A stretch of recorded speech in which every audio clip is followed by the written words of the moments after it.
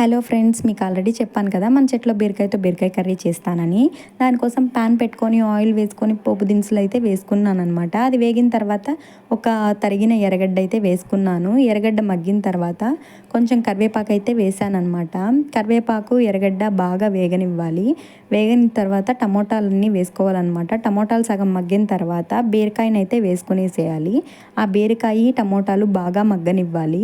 తర్వాత 10 నిమిషాల ముందు నానబెట్టుకున్న పచ్చిశనగపప్పు ఉంటుంది కదా, అది వేసుకోవాలన్నమాట. తర్వాత ఒక 10 మినిట్స్ పచ్చిశనగపప్పు బీరకాయని బాగా హై ఫ్లేమ్ పెట్టి వేగనివ్వాలన్నమాట.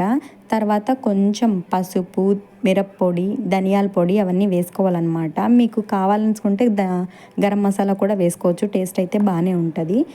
సాల్ట్ వేసుకునేసి కొన్ని నీళ్ళు పోసుకొని ఒక 10 నిమిషాలు ఉడకనిస్తే పచ్చిశనగపప్పు బీరకాయ కర్రీ రెడీ.